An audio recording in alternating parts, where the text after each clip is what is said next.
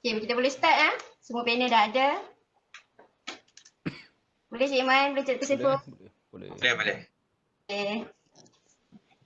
Bismillahirrahmanirrahim. Assalamualaikum warahmatullahi wabarakatuh. Selamat pagi. Pertama sekali saya ingin mengalu-alukanlah ke semua panel pada hari ini dan juga penonton yang sedang menonton di Facebook Live Steady UUM. So hari ini saya sangat berbesar hati kerana dapat bersama-sama panel kita, iaitu kita ada Cik Nur Ain Muhammad Osmoni. Saya panggil dia Cik Ain lah. Cik Ain, pengarah SME Corp Malaysia, Kedah dan Perlis. Dan juga kita ada Cik Muhammad Irman Muhammad Din, iaitu Ketua atau Pertimbalan Pengarah Bank Negara Malaysia Kuching Sarawak.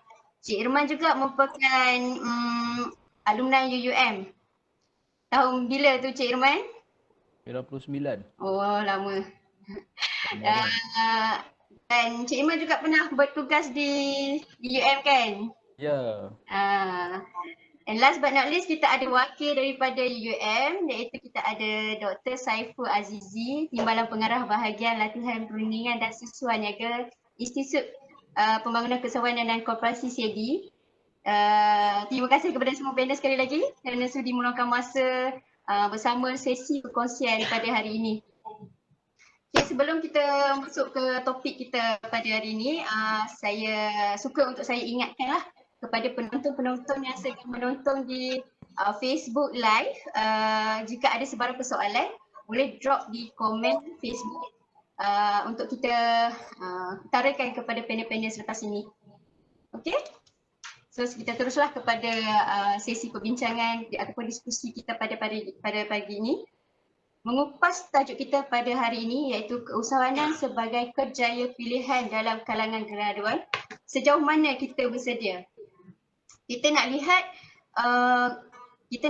usahawanan itu daripada dua perspektif, iaitu usahawan dan juga ekosistem.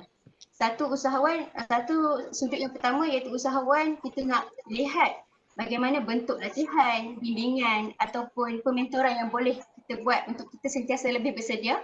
Dan juga daripada segi ekosistem, iaitu kita nak kenal pasti program-program pembiayaan dan apa kemudahan yang graduan belia atau usahawan boleh perolehi. So pada hari ini kita nak berdiskusi dengan kesediaan kita dalam menangani kedua-dua perspektif ni dari sudut universiti, agensi dan juga pengamal industri. That's why kita ada Cik Ain daripada agensi, kita ada Dr. Saiful daripada segi pandangan universiti dan juga Cik Irman yang juga sentiasa involved dalam pelibatan belia dan sebagainya. Kita rasa isu ini penting untuk dibincangkan secara komprehensif sebab kerana penularan wabak COVID-19 ini kita lihat pengangguran semakin meningkat dan ramai orang kehilangan kerja.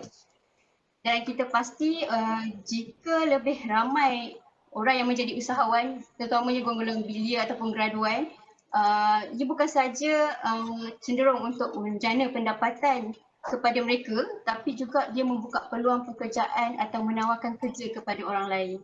Jadi tanpa melengahkan masa, saya ingin memulakan sesi persoalan ini kepada Dr. Saiful. Dr. Saiful, saya ingin bertanya kepada Dr. Saiful, dari sudut pusat keusahawanan universiti itu sendiri, kita diberi 4 KPI, setiap universiti diberi 4 KPI daripada kementerian, iaitu pendedahan ilmu keusahawanan, jumlah pelajar yang berniaga dalam kampus, dan ketiga jumlah graduan yang memulakan perniagaan selepas mereka bergraduat, dan last sekali memperkasakan tenaga pengajar. Jadi pada pandangan Dr. Saiful, bagaimana ataupun apa peranan Institut Pembangunan Keusahawanan dan Koperasi SEDI, iaitu Pusat Keusahawanan Universiti UUM, ke arah melahirkan usahawan? Silakan Dr. Saiful. Okey, bismillahirrahmanirrahim. Assalamualaikum warahmatullahi wabarakatuh. Terima kasih saya ucapkan kepada Cik Faridah sebagai moderator pada hari ini. Yang saya hormati di sini Cik Ain, pengarah SME Corp Kedah dan Perlis. Cik Muhammad Irman Muhammad Din, Ketua dan juga Timbalan Bank Negara Malaysia Sarawak, dan juga alumni UUM. Seperti mana yang kita tahu, Institut Pembangunan Keusahawanan dan Koperasi mempunyai objektif iaitu melahirkan pelajar-pelajar menjadi usahawan yang berjaya selepas ataupun sebelum dan juga selepas mengajar di universiti. Jadi kalau kita tengok di sini Kementerian Pengajian Tinggi juga telah meletakkan hasrat yang tinggi kepada Institut Keusahawanan Universiti supaya dapat memberi sumbangan kepada ekonomi negara. Jadi secara tak langsung bila kita bercakap berkaitan dengan peranan Institut Keusahawanan, contohnya Institut Pembangunan Keusahawanan dan Koperasi SEDI UM, untuk mencapai 4 KPI yang diletakkan oleh Kementerian Pengajian Tinggi. Jadi apa yang terdapat di dalam Institut Keusahawanan adalah seperti kita melihat dari sudut yang pertama adalah dari segi latihan ya. Kalau kita tengok di Institut Pembangunan Keusahawanan dan Koperasi SEDI UM mempunyai 3 unit. 3 unit utama. Yang pertama adalah unit latihan, perundingan dan juga siswa niaga. Unit ini bertanggungjawab untuk menyediakan program-program dan juga khusus latihan kepada pelajar. Untuk memastikan pelajar-pelajar sentiasa mendapat pengetahuan, mendapat ilmu, mendapat kemahiran dalam memajukan perniagaan ataupun memulakan atau membuka perniagaan mereka. Jadi selain itu unit latihan perundingan dan juga siswa niaga juga bertanggungjawab untuk menawarkan khidmat rundingan dalam pembangunan keusahawanan. Contohnya di SEDI UM ni, kita ada program pembangunan asnaf Kedah, Groom Asnaf Premier. Dan kita juga ada rundingan-rundingan dengan agensi-agensi untuk memastikan pelajar-pelajar ini mendapat pendedahan yang baik dalam program yang telah disediakan oleh Institut Keusahawanan Universiti. Dan dalam latihan unit latihan dan juga perundingan dan juga siswa niaga, siswa niaga di sini yang dimaksudkan adalah lebih memfokuskan kepada peluang pelajar untuk berniaga di dalam kampus. Jadi sub-unit di bawah unit latihan perundingan dan siswa niaga ini, di bawah siswa niaga sentiasa mencari peluang, menyediakan fasiliti, menyediakan lokasi kepada pelajar-pelajar untuk membuka perniagaan di dalam kampus. Ini adalah salah satu inisiatif yang dibuat oleh SEDI UM ataupun unit keusahawanan universiti untuk memastikan pelajar-pelajar mendapat peluang bermula dengan perniagaan secara kecil-kecilan dan boleh meneruskan perniagaan selepas tamat pengajian di universiti. Jadi unit yang kedua di dalam Institut Keusahawanan dan Koperasi SEDI UM iaitu unit startup business. Di mana unit ini menekankan kepada penawaran dana dan perkhidmatan dalam melahirkan usahawan pelajar yang berjaya. Jadi antaranya dana yang disediakan, contohnya kita ada dana micro credit fund, kita ada grant, kita ada external funder. Jadi unit ini juga merupakan unit yang membantu usahawan untuk memudahkan lagi cara untuk mendapatkan dana daripada pelabur yang berpotensi. Jadi unit ini bertanggungjawab apabila pelajar sudah bermula berniaga, menghadiri program-program dan mempunyai pengetahuan, mempunyai kemahiran yang baik dan juga produk yang berkualiti, dan unit bisnes startup akan bertanggungjawab untuk membawa pelajar-pelajar usahawan ini ataupun produk-produk daripada perniagaan mereka, pelajar-pelajar ke peringkat yang lebih tinggi. Untuk mendapatkan dana-dana, sama ada dana-dana yang daripada pelabur-pelabur untuk membentangkan produk mereka untuk mendapatkan dana-dana daripada pelabur luar. Dan yang ketiga, di dalam Institut Pembangunan Keusahawanan dan Koperasi SEDI UM lebih menumpukan kepada unit keusahawanan sosial. Okey. Jadi unit keusahawanan sosial ini adalah kalau kita tengok menerusi Pelan Tindakan Keusahawanan IPT 2016 hingga 2020. Okey, setiap institusi pengajian tinggi IPT di Malaysia disarankan memperbanyakkan lagi pembangunan program-program perniagaan yang memberi manfaat kepada pelajar, industri dan juga masyarakat. Jadi kalau kita tengok di SEDI sendiri, okay, di bawah unit keusahawanan sosial, kita ada program seperti program entrepreneurship Action Us, okay, in Actors dan juga siswa in social enterprise. Jadi mekanisme inilah yang dijangka mampu menarik minat dan juga membudayakan keusahawanan sosial di kalangan pelajar untuk menjadi pemimpin perniagaan yang memiliki tanggungjawab sosial dan berkeupayaan mengubah masyarakat. Jadi 3 unit inilah yang ditekankan di dalam unit di dalam Institut Keusahawanan untuk mencapai 4 KPI yang diletakkan oleh Kementerian Pengajian Tinggi. Okey, itu saya. Terima kasih. Okey, terima kasih Dr. Saiful. Ternyata pusat keusahawanan itu kita sendiri sentiasa bersedialah untuk mencapai KPI yang telah ditetapkan. Kita lihat pusat keusahawanan macam SEDI sendiri sentiasa beri penerapan kepada pelajar-pelajar universiti dengan memberi bantuan dana, dengan memberi ruang lokasi perniagaan untuk pelajar berniaga di dalam kampus, dan kita sebenarnya berharaplah dengan persediaan yang kita universiti buat tu kita dapat mencapai KPI dan peratus untuk kita melihat graduan menjadi seorang usahawan itu semakin terus meningkat. Okay, terima kasih Dr. Saiful atas penjelasan sebentar tadi. Seterusnya sebelum saya beralih kepada Cik Ain, saya ingin berkongsi sedikit maklumat berkenaan Cik Ain ni. Cik Ain ni sebelum ni dia pernah berkhidmat di SME Corp ibu pejabat di Kuala Lumpur. Betul Cik Ain? Ya, betul. Okey, dan sekarang hampir setahun berada di Kedah, berkhidmat di Kedah dan Perlis lah. Cik Ain juga merupakan ketua program TUB, Tunas Usahawan Belia Bumiputera Wilayah Utara.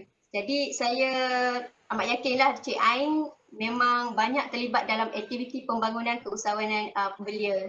Jadi bercakap dari segi pandangan agensi keusahawanan SME Corp, apa pandangan Cik Ain bagaimana SME Corp memberikan peranan dalam membentuk belia ataupun graduan yang ingin menjadi seorang usahawan Cik Ain? Okey. Terima kasih banyak-banyak Faridah, dan saya nak ucapkan tahniah lah kepada SEDI kerana berjaya menjalankan webinar pada hari ini. Terima kasih saya ucapkan kepada Prof Mada Dr. Chandra kerana sudi menjemput saya dan juga Cik Irman daripada BNM lah bagi menyertai webinar ni. Tapi sebelum saya nak mulakan apa yang SME Corp lakukan, jadi saya bagi sedikit highlights lah berkenaan dengan apa itu SME Corp dan kita bernaung di bawah kementerian apa. So kita bernaung di bawah Kementerian Pembangunan Usahawan dan Koperasi atau nama pendeknya adalah MEDAC, MEDAC, dan kami ni SME Corp Malaysia adalah satunya agensi yang kita panggil Central Coordinating Agency lah, agensi pusat yang mengawal, membimbing, mengkoordinasi, memformulasi program-program yang berkaitan dengan keusahawanan terutamanya bagi PKS di Malaysia lah. Jadi selaku kita SME Corp Malaysia sebagai urus setia utama kepada dia panggil Majlis Pembangunan Usahawan dan PKS Kebangsaan, nama pendek dia MPUPK, yang ini kita adakan setiap tahun yang dipengerusikan oleh Perdana Menteri Malaysia untuk kita endorse apa sahaja polisi ataupun program yang berkaitan dengan keusahawanan terutama PKS lah di Malaysia. Jadi program-program di SME Corp tidak semestinya hanya fokus kepada usahawan matang saja. Maksudnya usahawan matang ni yang dah beroperasi mungkin 5-6 tahun. Kita memang membuat program kita daripada peringkat sekolah, maksudnya kita mendidik anak-anak sekolah ni sehingga yang universiti pun kita cover, belia dan usahawan di luar sana yang dah bukan kategori belia. Maksudnya dari segi startup sehingga ke perniagaan yang matang lah, kita cover program-program dan dana bagi membantu meningkatkan perniagaan usahawan kan. Jadi tadi ada sebut, Farida ada sebut berkenaan dengan program TUBE. Okey, saya rasa mungkinlah sebab graduan yang kebanyakan hari ni mungkin yang menonton adalah pelajar-pelajar universiti kan, bukan sekadar daripada UUM saja. So daripada universiti-universiti yang lain ataupun graduan yang telah graduate mungkin tercari-cari apa yang sesuai dengan diri masing-masing kan. Program TUBE ni adalah salah satu program yang kita dah buat dah 6 siri dah. Tahun ni kita nak masuk siri ke-7. 6 siri dah kita buat, setiap tahun kita buat dan kita buat pada setiap dia panggil wilayah lah atau zon. Macam tahun lepas kami buat di wilayah Kedah yang merangkumi Perak, Kedah, Penang dan Perlis. Kita ada kat seluruh Malaysia pun, ada Sabah, ada Sarawak, zon selatan, zon timur kita ada. Dan kalau ikutkan daripada TUBE 1 sehingga TUBE 6 ni kita dah melatih usahawan belia ni lebih kurang dalam 4,959 usahawan. Bermakna kita didik dia daripada dia ada idea untuk dia buat perniagaan dia tapi mungkin tidak dibimbing dengan betul. So program TUBE ni dia ada satu orang kata modul lah, dalam tempoh 3 minggu, dia duduk di dalam camp. 1 minggu tu aktiviti fizikal macam orang kata aktiviti lasak lah, nak menguji ketahanan usahawan-usahawan atau bakal usahawan ni kan. Dan tempoh 2 minggu lagi adalah modul di dalam kelas yang mana kita akan ajar dari sudut kewangan, strategic planning, marketing, mengikut kesesuaian perniagaan yang dia nak ceburi. So ini telah orang kata modul ini telah dibentuk khas untuk program TUBE ni, dan kerjasama yang kita buat adalah daripada Institut Kesusahanan banyak universiti termasuk dengan SEDI sendiri kita pernah bekerjasama. So memberikan pendidikan formal kepada belia. Mungkin belia-belia dekat luar sana dia tak semestinya program TUBE ni dia tak tertakluk kepada graduan universiti saja, sebab ada yang yang bukan graduan universiti tetapi syarat dia mesti memiliki sijil pendidikan, sijil pelajaran Malaysia lah, SPM. So boleh join program ni. Tapi perbezaan antara yang tahun ini punya yang bakal kita buat pada bulan 7 ni, memandangkan COVID ni telah melanda Malaysia, kita pun dah berubah ke arah kelas secara online sahaja. Yang mana kita dah tak boleh nak buat dah berhimpun ramai-ramai dekat dalam camp macam mana sebelum-sebelum ni. So kami dari agensi yang pelaksana untuk program-program keusahawanan belia ni, especially TUBE ni akan mencari jalan lah bagaimana untuk terus memberikan perkhidmatan, training kepada usahawan-usahawan belia ni. Kalau ikut macam program TUBE ni, kita punya sasaran adalah belia berusia 18 hingga 30 tahun. Ya, ini daripada seluruh Malaysia lah, yang mana kita tengok dia punya business model, apa nak jual. Dan daripada situ diorang akan ada bentangkan rancangan perniagaan di akhir program tu untuk kita nilai dan kita akan berikan grant. Grant untuk dia memulakan perniagaan iaitu RM15,000. Yang tu maksimum lah RM15,000. Tapi grant permulaan perniagaan ni bermakna bila tubers, kami panggil tubers lah. Bila tubers ini telah graduate daripada program Tube ini, kita akan bimbing mereka selama 12 bulan. So ada business counselor daripada SME Corp yang akan membimbing dari sudut macam mana dia nak start. Sebab kadang-kadang usahawan ni dia tak tahu macam mana dia nak mulakan perniagaan, dia nak daftar dengan mana, dia nak dapatkan contoh, dia nak dapatkan premis, lesen dekat mana, majlis perbandaran mana. So ini adalah tugas business counselor daripada SME Corp untuk membantu. So itu adalah salah satu program yang berkaitan dengan belia lah yang di bawah kelolaan SME Corp. Kita ada juga program-program yang lain yang bukan berbentuk kewangan, tapi dalam tempoh sekarang ni saya percaya orang ataupun usahawan dia lebih tertarik dengan bantuan-bantuan kewangan lah daripada SME Corp Malaysia. Selain daripada tu juga macam SME Corp Malaysia dalam tempoh keadaan yang macam orang kata kekangan lah juga sekarang ni, untuk kita terus nak berjumpa dengan usahawan, kita buat program-program macam ni, webinar macam ni. Setiap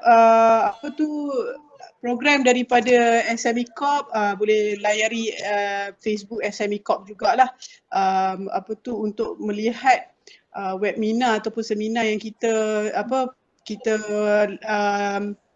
buat through online dekat Facebook SME Corp ataupun boleh tengok dekat YouTube SME Corp juga. So daripada situ kita punya kerjasama dengan agensi-agensi kerajaan yang lain bagi membantu memberikan perkhidmatan dan bantuan yang terbaik lah untuk usahawan. Jadi apa yang SME Corp lakukan sekarang bagi belia adalah untuk memastikan mereka ready untuk berhadapan dengan situasi sekarang dan masa depan. Sebab kalau nak dilihat dari sudut cabaran yang ada sekarang ni, saya percaya sebelum serangan pandemik COVID ni pun sendiri, graduan kita pun orang kata very kompetitif untuk dapatkan peluang pekerjaan dekat luar sana. Dan salah satu daripada penyelesaian adalah dalam bidang keusahawanan lah, maksudnya berniaga. So saya selalu tertarik lah dengan institusi keusahawanan daripada universiti-universiti. Contoh macam SEDI, you all ada buat program-program yang berkaitan dengan keusahawanan untuk menggalakkan pelajar-pelajar ataupun graduan daripada UUM untuk ready dalam usahawan. In fact, you all ada sediakan macam tadi Dr. Saiful ada sebut berkenaan dengan grant-grant ataupun program-program yang telah ZD usahakan untuk universiti, pelajar universiti UUM. So ini adalah orang kata satu peluang yang baik lah untuk belia.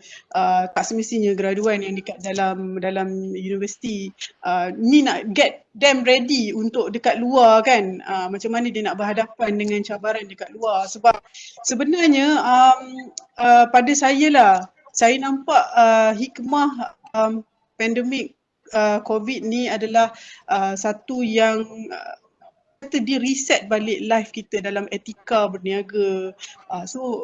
Belia-belia ni adalah orang kata yang fresh, yang idea baru. Diorang nak kena adapt dengan new norm.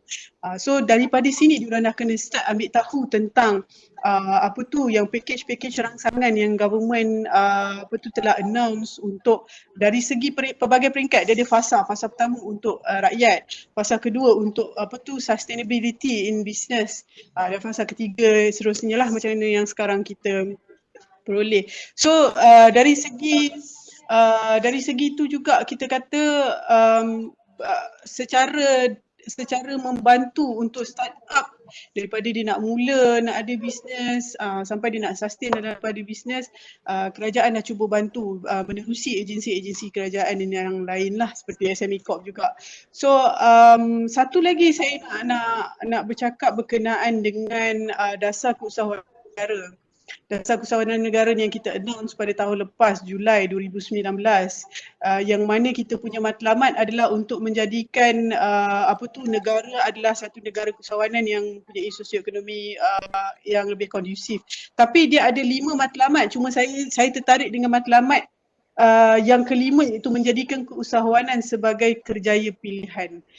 Yang ini orang kata sesuai dah dengan keadaan sekarang yang mana kita akan berdepan dengan keadaan COVID ni mungkin 2 tahun. Kan dalam tempoh 2 tahun ni sekiranya graduan merasakan bahawa kesulitan untuk mendapatkan peluang pekerjaan kat sana dan keusahawanan adalah pilihan yang terbaik lah. So daripada sini tugas agensi kerajaan seperti kami dan juga Institut Keusahawanan di universiti lah untuk mendidik mereka.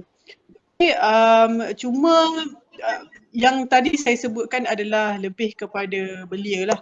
Tapi tak semestinya bila belia ni dapat bantuan daripada untuk yang level startup punya part lah, daripada package rancangan dengan apa yang diperoleh. Contohlah kalau berminat dengan SME Corp untuk join program Cube tu nanti, dia tak semestinya tamat di situ saja. Sebenarnya bila once you dah venture into business, banyak peluang-peluang yang lain yang mungkin you boleh expand business kan. Sebab saya tahu orang kata anak-anak muda sekarang ni, belia sekarang ni, dia punya pemikiran dan orang kata dalam idea untuk bisnes dia berbeza-beza. Dia tak semestinya dah dia nak kena berniaga, nak kena buka gerai, kena ada kedai, dia tak semestinya. Sekarang ni semua orang prefer untuk online kan. So sebab macam baru-baru ni lah saya hadiri mesyuarat jawatankuasa untuk pendigitalan di Perlis.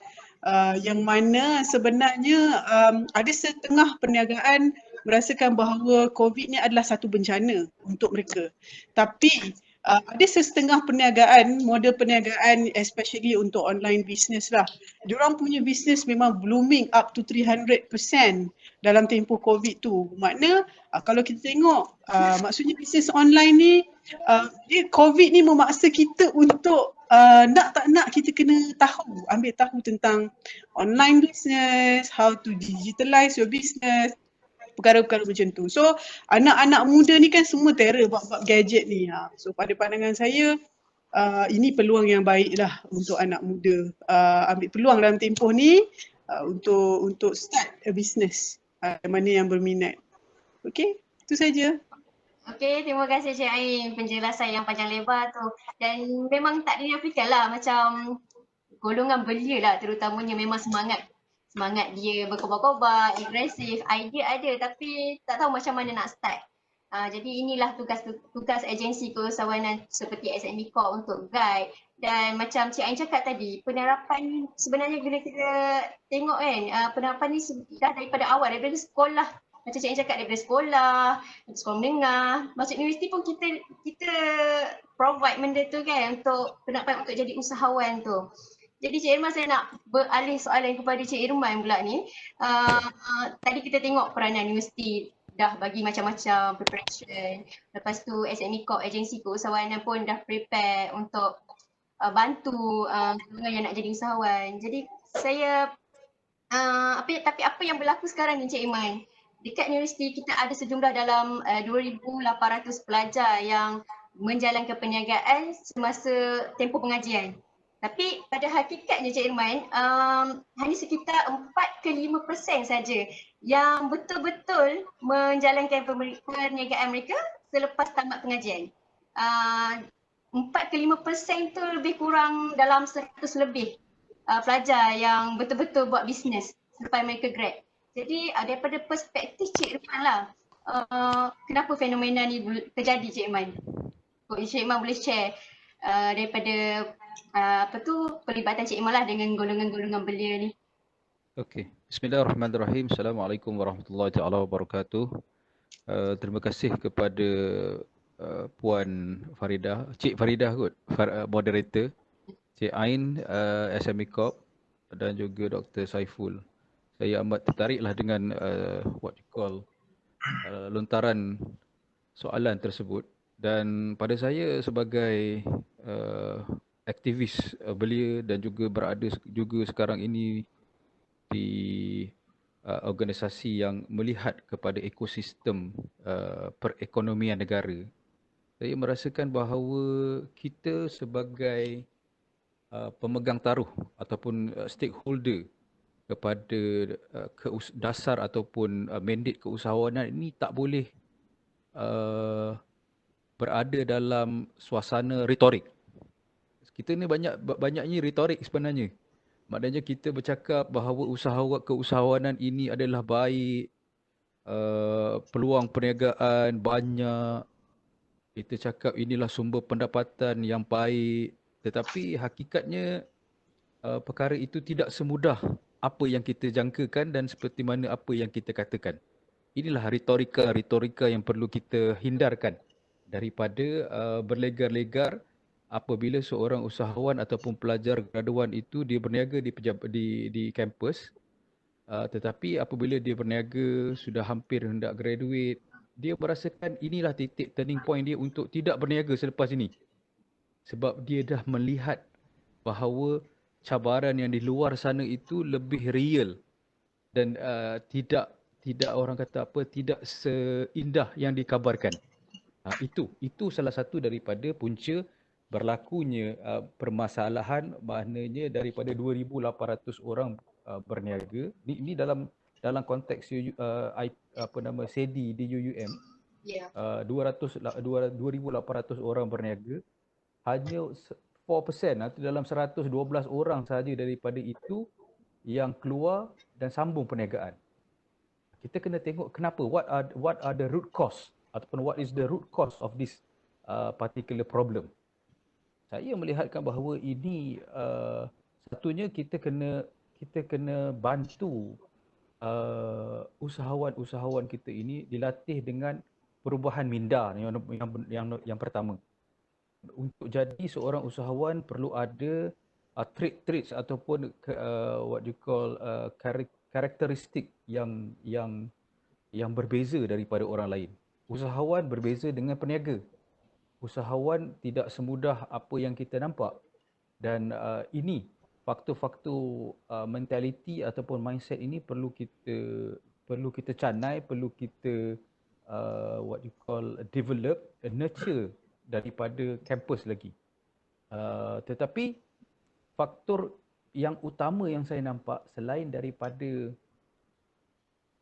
tidak berjayanya mereka ini keluar untuk menjadi usahawan, satunya disebabkan oleh faktor sokongan mungkin daripada keluarga.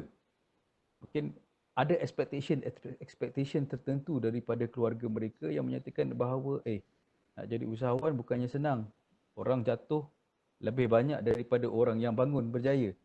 Kenapa you ada graduate, you ada sijil, you ada degree, might as well you go to the normal market force untuk berniaga, untuk bekerja.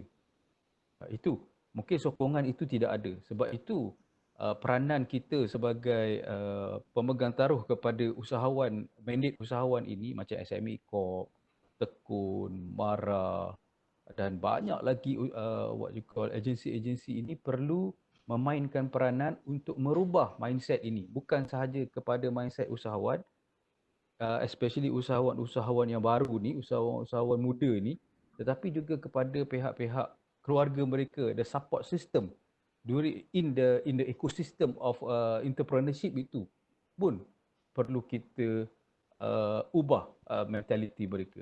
Yang nombor duanya mungkin saya merasakan bahawa seorang pelajar yang ingin berniaga menjadi usahawan, dia ada comparison dengan kawan-kawan yang bekerja dengan pihak swasta, kerajaan dan sebagainya. Dan apabila mereka melihat bahawa the lack of benefit itu, kan nak jadi usahawan ni bukan senang. Orang yang bekerja sebagai penjawat awam sebagai contoh, mungkin pekerja swasta ada gaji yang tetap, satu. Ada coverage insurance yang baik. Mungkin ada pendapatan yang stabil. Tetapi mereka ini yang mereka ingin menjadi usahawan ini, cabaran dia besar. Tak semestinya dia dapat untung. Rugi memang barang pasti mungkin berlaku. Untung wallahu alam. Tetapi inilah permasalahan yang timbul.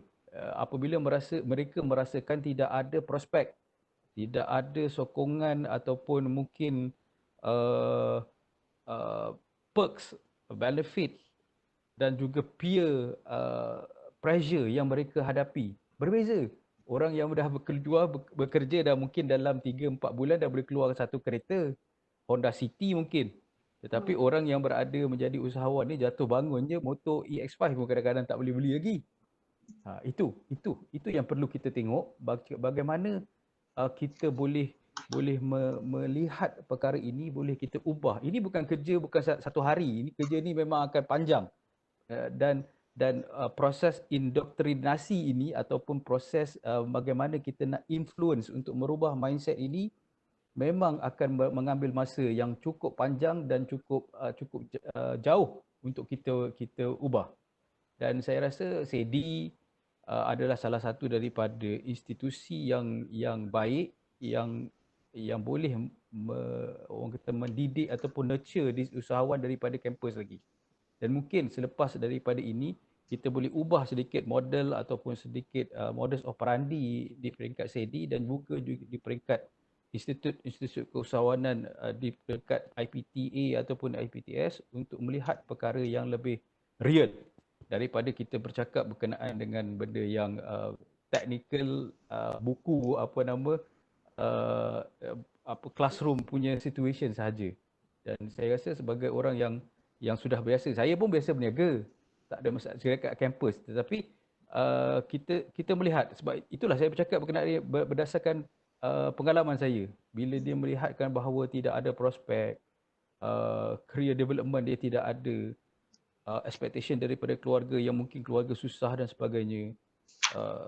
I need your support, dia kata. I cannot support you.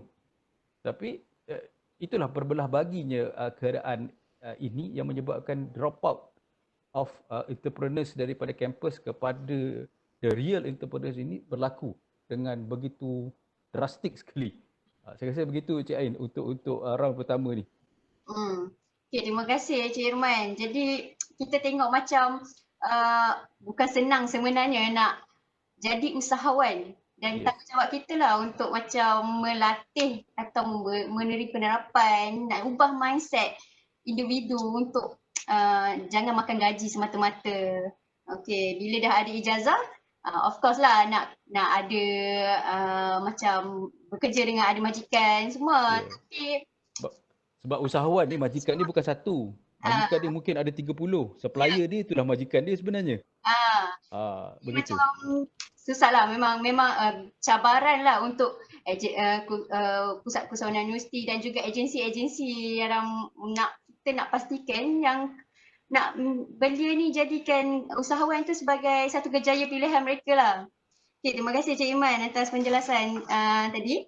Seterusnya saya nak tanya kepada Cik Ain. Cik Ain, saya nak bertanya soalan yang keadaan yang agak relevan lah pada waktu sekarang ni. Kita sekarang mendengar banyak PKS terjejas lah akibat penularan wabak COVID-19 ni.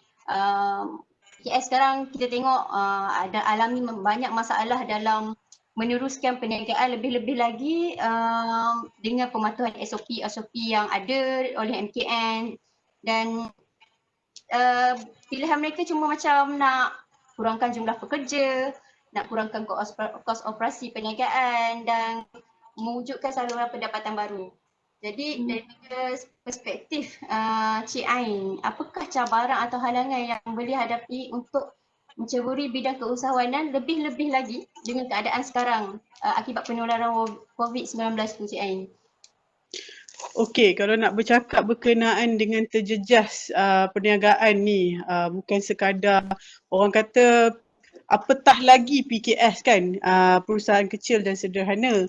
Kalau kita tengok syarikat-syarikat besar, syarikat-syarikat gergasi pun terjejas agak teruk dengan apa yang dihadapi oleh keadaan di Malaysia sekarang ni. Airlines terpaksa kurangkan pekerja, industri pelancongan, banyak lagi industri yang lain yang memang terjejas. So apatah lagi PKS yang kecil ni lah, micro enterprise especially. Sebab tu orang kata ketika mempunyai kewangan yang kukuh, simpan pendapatan tu, orang kata buat saving lebih kurang 6 bulan untuk cover kehidupan at least apa-apa yang jadilah dalam tempoh 6 bulan. So dalam tempoh 6 bulan ni siapa-siapa yang ada orang kata simpanan yang cukup, bolehlah memulakan balik apa yang kurang dekat dalam perniagaan diorang ni kan. Saya sebenarnya agree dengan apa yang Cik Irman cakap tadi ni. Kita ni terlalu banyak sangat retorik nak menggalakkan orang untuk menjadi usahawan kan. Sedangkan menjadi usahawan tak mudah dekat luar sana. Betul, memang tak mudah. Tambah-tambah lagi kalau usahawan yang micro enterprise yang baru nak bermula, kita dalam kategori startup. Startup ni dia akan ada satu tempoh orang kata dipanggil Death Valley tau. Death Valley ni adalah dalam tempoh dia nak memperkenalkan perniagaan dia, tiba-tiba dia jatuh. Yang jatuh tu dalam perniagaan dia tu mungkin sebab dia tengah try and error dalam bisnes dia.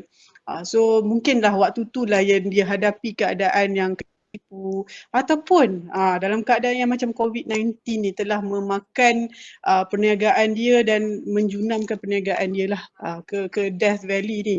So selalu saya bercakap berkenaan dengan Death Valley and how to survive dalam tempoh keadaan ini kepada usahawan-usahawan, terutama usahawan mikro adalah penyediaan kewangan yang baik lah. Yang mana kadang-kadang usahawan ni diorang tak tahu macam mana nak mendapatkan funding selain dari menggunakan duit sendiri.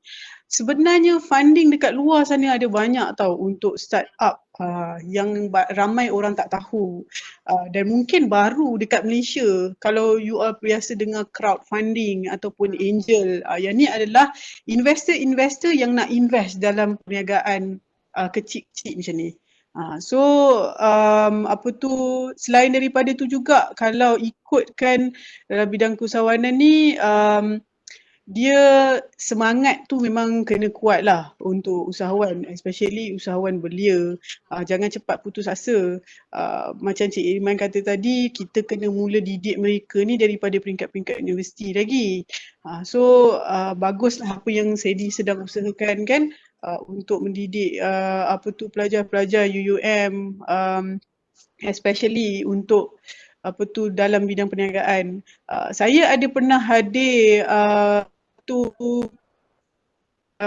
keusahawanan yang telah dibuat yang telah diorganize oleh Sedi sendirilah, dan daripada situ saya boleh lihat sebenarnya usahawan yang dilahirkan hasil daripada pelajar-pelajar yang berminat dalam bidang keusahawanan. Saya tengok dia punya business model dia macam-macam.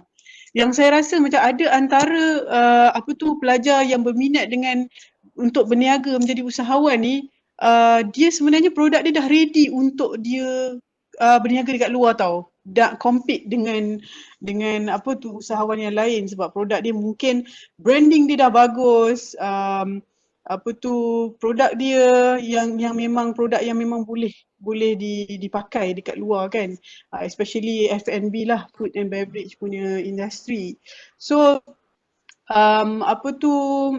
kalau nak cakap berkenaan dengan cabaran, saya rasa belia sekarang memang sangat mencabar lah dengan keadaan yang kita hadapi sekarang ni kan. Dengan orang kata nak mendapat pekerjaan pun susah.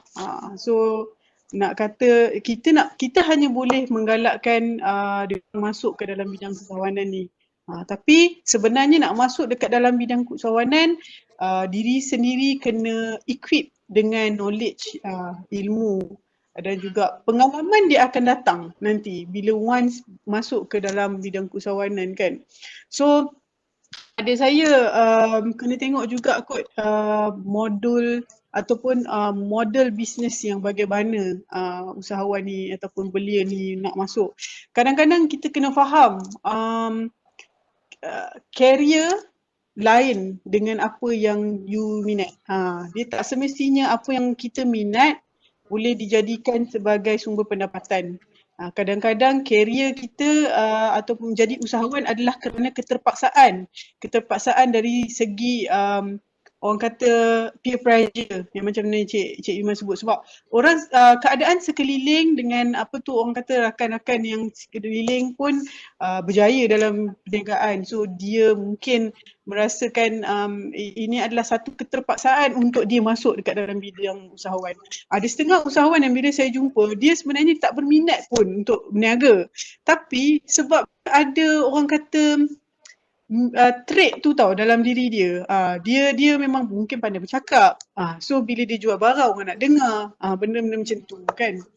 So menggunakan kebolehan diri apa yang ada untuk berniaga kan. Kalau orang ni memang suka pandai bercakap, dia memang sesuai lah jual barang yang memang fizikal, jumpa orang. Ada setengah orang dia minat berniaga tapi dia tak minat nak jumpa dengan orang. Jadi dia boleh tak buat bisnes, contoh macam saya pernah bincang benda dengan Prof Madia, Dr. Chandra.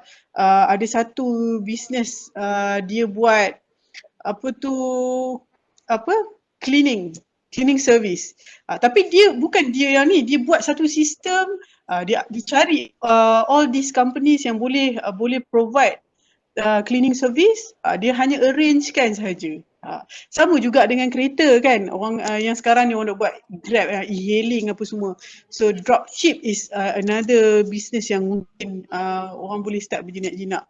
Tapi pada pandangan saya lah, untuk usahawan belia ataupun muda yang baru nak berjinak-jinak dalam perniagaan, dia kategori dia startups ni, you have to get ready dengan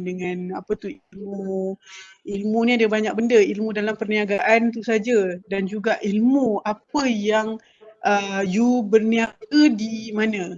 Kalau berniaga di Kedah contohnya, apa yang kerajaan negeri Kedah juga provide untuk perniagaan, selain daripada apa yang kerajaan Malaysia bagi kan untuk usahawan.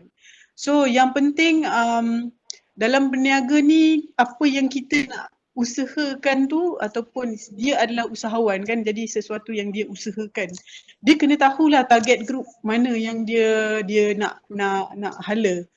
Kalau dia jual barang yang mungkin dia salah ke target group dia tu, rugilah, mungkin tu antara punca perniagaan yang jatuh kan. So kena tengok balik, dan bila kita cakap pasal MKN ada keluarkan pelbagai jenis SOP untuk usahawan kita patuhi. Ini adalah salah satu orang kata pemula kepada mendisiplinkan lah, bukan sekadar rakyat maksudnya macam saya, macam Faridah ke kan, tapi mendisiplinkan juga usahawan dari segi apa. Saya bagi contoh lah satu yang Grant Khas Prihatin, GKP. Ini yang one off, dibagi 3,000 untuk usahawan kan. Yang ini sebenarnya target dia adalah usahawan mikro. Saya nak sementara kita ada peluang ni, saya nak orang kata educate viewers lah berkenaan dengan benda ni. Usahawan mikro ataupun anak-anak muda ni, kalau dia start nak buat bisnes, dia start buat startup, dia rasa macam dia tak perlu daftar dengan lembaga hasil. Okay, LHDN, dia tak perlu daftar. Actually, you all kena daftar dan declare. Dia ada percentage sebenarnya. Dia tak semuanya yang you declare tu you kena bayar tax. Reason kenapa kita nak tahu, baru kita boleh capture betul-betul kita punya berapa banyak usahawan yang kita dah lahirkan. Kalau nak cakap dari sudut statistik yang SME Corp ada setakat ni, dekat Malaysia ni ada 907,065 usahawan PKS yang berdaftar. Itu yang berdaftar. Yang tak berdaftar mungkin yang berniaga secara online saja kan, yang masuk pun dekat akaun sendiri, bukan masuk dekat akaun syarikat. So actually perniagaan di Malaysia ni 98.5% tu adalah daripada kategori PKS. So ini jugalah yang menyumbang kepada KDNK negara kan. Dan itu yang saya cakap, betapa pentingnya you declare you punya bisnes. Sebab bila wujud bencana-bencana seperti ini kan, macam COVID ni, inilah yang baru kerajaan boleh formulate bantuan khas untuk golongan-golongan yang terkesan, macam golongan-golongan micro enterprise ataupun startup. Bila diorang declare, diorang boleh, orang kata, enjoy yang apa yang grant yang kerajaan Malaysia berikan. So daripada situ yang kita boleh tahu apa yang problem yang dihadapi oleh usahawan sendirilah, supaya kita boleh formulate apa tu program yang lebih sesuai selepas ni. Macam SME Corp Malaysia pun apa tu dalam tempoh awal-awal PKP dan semasa dan sekarang pun kita masih lagi menjalankan survey menerusi Kementerian apa tu Pembangunan Usahawan dan apa Koperasi lah, MIDEC, menerusi MIDEC, kita buat survey apa tu how they accept package rangsangan dan apa expectation usahawan terhadap apa tu kerajaan Malaysia dan khususnya kementerian kami lah, MIDEC, dalam membantu usahawan. So daripada sini baru kita boleh nak tengok dekat part mana yang kita boleh bantu usahawan kan. Kita tak nak orang kata tak naklah memberikan bantuan yang sama dengan keadaan sebelum COVID. So keperluan mereka adalah keperluan yang kini dan apa yang untuk membantu diorang kekalkan dan lebihkan momentum dekat masa hadapan. So tu pandangan saya lah. Terima kasih Cik Ain. Jadi kita dapat orang kata penekanan cabaran yang paling tinggi lah kita tengok keuangan lah kita katakan, penyediaan keuangan yang baik, macam mana usahawan nak dapatkan funding, dan agensi keusahawanan juga perlu memberi bantuan yang sesuai dengan keadaan semasa yang usahawan boleh apply. Jadi kita setujulah dengan apa yang Cik Ain cakap tadi, model bisnes yang usahawan sendiri ada pun dia kena sesuai dengan apa yang usahawan tu nak. Jadi saya nak teruskan kita punya sesi diskusi hari ini dengan bagi soalan kepada Dr. Saiful. Dr. Saiful, saya nak bertanya kepada Dr. Saiful, peranan Pusat Keusahawanan Universiti dalam memainkan, kita tahu, saya yakin bahawa Pusat Keusahawanan memainkan peranan yang penting dalam membentuk job creator framework. Hal ini merupakan bukan satu perkara yang mudah, kerana kita tahu setiap universiti pun dia ada cabaran yang tersendiri dalam mengenal pasti dan melahirkan usahawan pelajar. Dalam konteks di UM, Dr. Saiful, apa cabaran yang Dr. hadapi dalam mengubah pemikiran ataupun mindset pelajar untuk memastikan keusahawanan ini sebagai satu kerjaya pilihan di kalangan graduan ataupun pelajar UM? Okey, sebut berkenaan dengan cabaran untuk mengubah pemikiran ataupun mindset pelajar ni bukan senang sebab pelajar-pelajar ni bila dia ada masuk ke universiti dengan bidang-bidang masing-masing dan lebih cenderung kepada habis pengajian di universiti and then dia akan cari kerja and then makan gaji. Macam mana kita tengok terdengar tadi Cik Imran pun bagi tahu pelajar dah mula melihat kepada mencari kerja tetap. Jadi cabaran bagi pusat ataupun institusi keusahawanan adalah yang pertama adalah bagaimana kami nak pastikan pelajar-pelajar ini bukan hanya menjadi job seeker. Okey, kita nak pelajar-pelajar ni kalau boleh menjadi job creator, bukan setakat mencari pekerjaan tetapi menyediakan pekerjaan kepada orang ramai. Jadi itulah hasrat Institut Keusahawanan Universiti. Okey, tetapi berbalik pada untuk mengubah mindset pelajar, sebab pelajar ni dia datang ke universiti, dia hanya fikir nak belajar and then nak dapat mungkin nak mendapat PMK atau CGPA yang baik dan terus bekerja dan mendapat gaji dan juga pekerjaan tetap. Jadi yang kedua cabaran bila kita sebut berkenaan dengan makan gaji, sebab apa pelajar-pelajar ni mungkin merasa susah untuk untuk ke dalam bidang keusahawanan ni sebab pelajar tidak tidak mendapat pendedahan yang secukupnya. Okey, macam Cik Ain bagi tahu tadi, betul lah tak mendapat pengetahuan ataupun ilmu bidang keusahawanan. Sebenarnya bidang keusahawanan ni bukan satu bidang yang short term. Okey, kata Cik Imran tadi betul lah, bukan hari ni berniaga esok dapat untung, and then bukan hari ni berniaga esok boleh pakai kereta. Alright, sebab berniaga ini mengambil masa yang lama. Jadi tanggungjawab, kalau kita tengok tanggungjawab Institut Keusahawanan, inilah yang kami cuba mengubah mindset pelajar, memberi kesedaran dan juga pendedahan awal kepada pelajar-pelajar.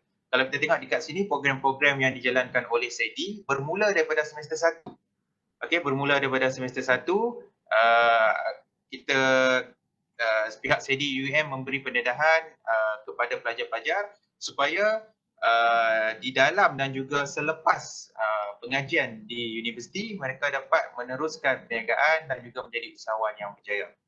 Jadi yang ketiga, bila kami juga di SEDI ni membuat beberapa survey terhadap pelajar, okey, kenapa merasakan bidang keusahawanan ni adalah satu bidang yang susah untuk melibatkan diri and then membuka perniagaan. Sebenarnya ramai pelajar-pelajar yang berminat untuk berniaga. Okey, bila kita dapat feedback daripada pelajar-pelajar, ramai yang kata, ya kami berminat untuk berniaga. Tetapi masalahnya kami tidak ada modal. Okey, ini yang selalunya yang dikatakan oleh pelajar-pelajar. Sebab itulah kami di sini di Institut Pembangunan Keusahawanan dan Koperasi SEDI UUM, kita menyediakan iaitu skim microkredit kepada pelajar. Jadi pelajar ni sebenarnya perlu mungkin perlu mengetahui apa ataupun informasi-informasi yang terdapat dalam Institut Keusahawanan Universiti. Saya percaya bukan setakat UUM sahajalah, semua Institut Keusahawanan Universiti mempunyai rangka ataupun mempunyai perancangan yang tersendiri, perancangan untuk menjadikan pelajar-pelajar sebagai usahawan yang berjaya selepas tamat pengajian. Okey, dan cabaran yang biasa dihadapi oleh Institut Keusahawanan adalah berkenaan dengan pengurusan masa. Sebab bila berbalik kepada Institut Keusahawanan, kami banyak menyediakan program-program dan juga kursus-kursus kepada pelajar-pelajar. Jadi program-program ini kadang-kadang pelajar ni ada masalah untuk datang. Sebab pelajar-pelajar kata tak dapat mengimbangi masa. Masa tu susah nak arrange. Okay? Time management tu tak ada. Jadi sebab itulah Institut Keusahawanan kita melihat program-program, selalunya program yang dibuat di SEDI pun lebih kepada weekend. Okay? Kami cuba mencari masa-masa yang orang kata apa, yang luar daripada waktu belajar lah. Jadi dan juga berbalik pada pengurusan masa, ada juga pelajar-pelajar mengatakan bahawa masa bila nak berniaga, kami kan pelajar. Jadi persoalan itu timbul. Okay, sebab itulah saya tengok tadi macam Cik Ain juga kongsi, okay, sekiranya pelajar ingin menjadi usahawan, okay, di masa depan, di masa akan datang, bermaksud pelajar ini perlu bersedia dengan apa-apa perkara sekalipun. Jadi kadang-kadang bagi saya ini adalah motivasi diri juga. Kalau pelajar mempunyai keinginan untuk menjadi seorang usahawan, pelajar tersebut, saya tidak nafikan pelajar tersebut akan mencari jalan solusi, okay, penyelesaian untuk menjadi seorang usahawan yang berjaya. Bagi saya pengurusan masa itu memang penting. Tetapi kalau kita lihat di UUM, kalau kata Cik Faridah kata tadi, lebih kurang 6% sahaja yang boleh berniaga selepas tamat pengajian. Okay, kalau kita tengok pelajar-pelajar tersebut memang bermula berniaga di dalam kampus. Tetapi bagaimana mereka boleh berjaya dan bagaimana mereka menguruskan masa? Ini berbalik kepada diri sendiri, diri pelajar tersebut. Jadi saya dan yang seterusnya, cabaran yang paling perlu diambil tindakan daripada Institut Keusahawanan adalah Institut Keusahawanan sendiri, Institut Keusahawanan Universiti sendiri perlu lebih agresif. Okey, inilah yang kami cuba buat sekarang, okey, untuk tahun 2020 ini, di mana banyak program-program dan juga aktiviti-aktiviti ke arah keusahawanan. Pihak SEDI sendiri akan turun ke Padang, turun ke INESIS, okey, turun ke program-program, turun ke kelas untuk memberitahu informasi-informasi berkenaan dengan bidang keusahawanan apa yang ada di dalam Institut Keusahawanan. Kadang-kadang pelajar ni bila kami turun turun Padang lah kan, bila turun Padang, berjumpa dengan pelajar kata mereka tidak tahu informasi ini, tidak tahu ada microkredit, tidak tahu ada program-program, tidak tahu ada kursus-kursus. Jadi inilah cabaran bagi Institut Keusahawanan. Okey, bukan setakat mungkin mengiklankan di media sosial. Okey, mungkin itu tidak memberi kesan yang mendalam sangatlah, kesan yang besar. Mungkin perlu turun padang, perlu berjumpa, mungkin apabila berjumpa dengan pelajar-pelajar mungkin boleh mendapat feedback seperti yang saya nyatakan tadi lah. Jadi kesimpulannya untuk cabaran ni sebenarnya di dalam Institut Keusahawanan ni adalah sebenarnya boleh dikatakan pelajar ini perlu menghadapi dan bersedia untuk menerima cabaran baru. Macam Cik Ain sebut sekarang ni kita dah dilanda COVID-19. Okey, pelajar baru nak plan, nak berniaga, nak buka meja, nak buka premis. Tuk, okey, kita ada COVID-19. Pelajar dah tak pergi ke kuliah dan sebagainya. Bagaimana nak bekerja? Bagaimana nak berniaga? Okey, jadi inilah pendedahan dan juga persediaan yang perlu pelajar itu sendiri, okey, mempelajari ilmu-ilmu, contohnya berniaga secara atas talian macam Cik Ain beritahu tadi. Okey, mungkin sebelum ni tak biasa dengan berniaga di dalam Facebook, tidak biasa dengan Instagram. Jadi pelajar-pelajar untuk masa kini, belia dan juga pelajar-pelajar untuk masa kini perlu menerima dan perlu bersedia dengan teknologi-teknologi dan juga kita panggil norma baru lah sekarang, norma baru. Jadi itulah cabaran-cabaran yang dihadapi oleh Institut Keusahawanan Universiti untuk memastikan pelajar-pelajar menjadi usahawan yang berjaya apabila tamat pengajian di universiti. Terima kasih. Terima kasih Dr. Saiful.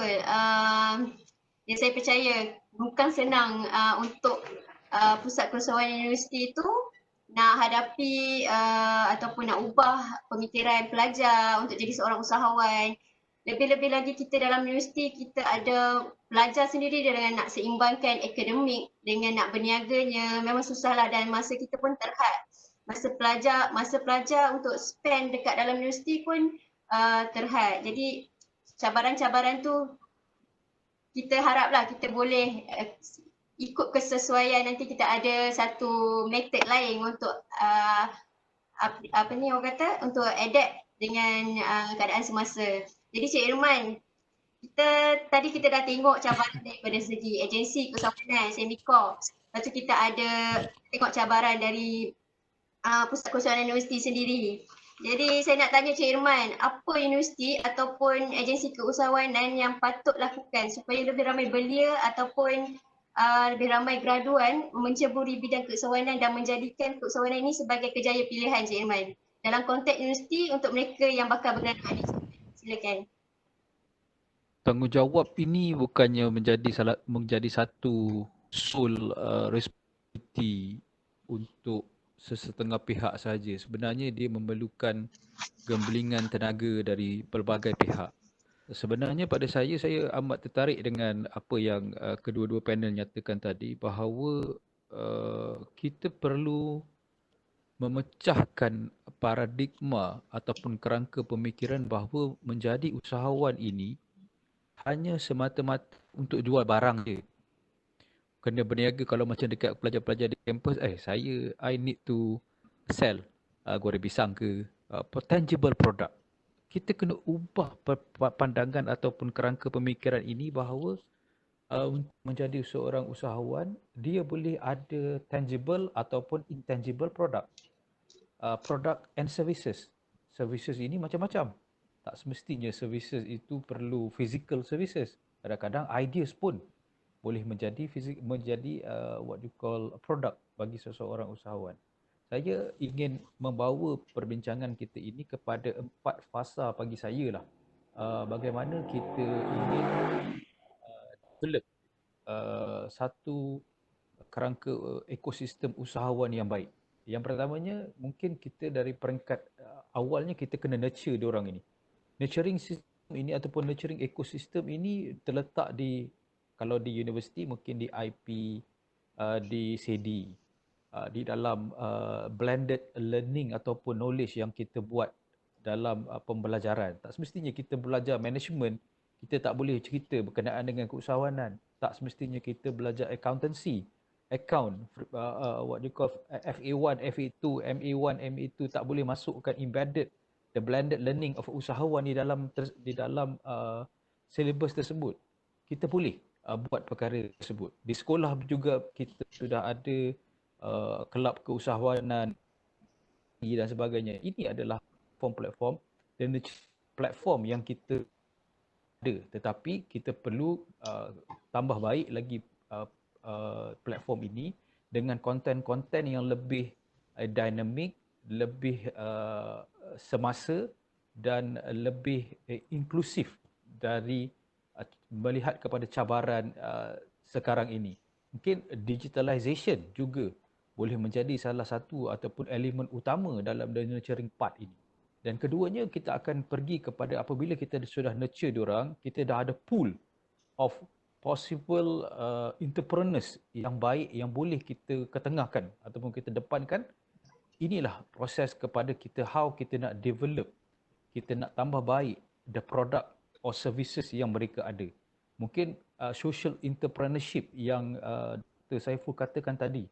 Kita di peringkat universiti ini, kita sasaran target market kita besar. Daripada mana kita nak dapatkan permasalahan masyarakat ni? Daripada student-student kita lah. Mereka daripada pelosok negara, pelosok negeri dia ada masalah-masalah tertentu, dan daripada masalah inilah boleh kita gamblingkan, kita try to position it into a social entrepreneurship ideas untuk kita ketengahkan. Dan apabila kita ingin ketengahkan perkara ataupun produk ini, inilah element of incubator yang saya terfikir untuk kita di SEDI ataupun di mana-mana pusat keusahawanan perlu ada this kind of incubator. Incubator ini bukannya incubator kita nak letak mesin banyak sangat. Bukan kita, kalau ada that kind of investment yang baik, mungkin machineries dan sebagainya boleh kita letak. Tetapi pada saya, untuk kita memudahkan ataupun kita kickstart the ball rolling, the incubator ini boleh kita jadikan sebagai satu platform untuk kita brainstorm.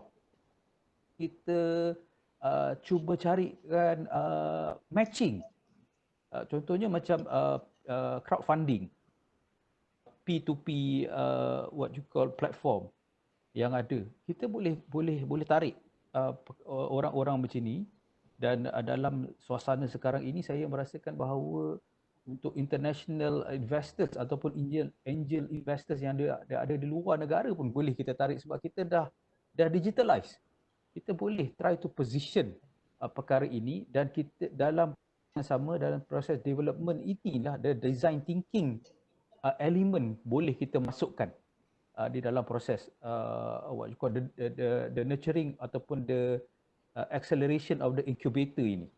Dan yang ketiganya, scale up. Apabila dia dah ada produk, dia dah ada nurture sudah selesai, knowledge of mungkin salah satu dari paling elemen yang paling penting untuk setiap proses ataupun setiap ekosistem ini, the financial management part itu sangat penting.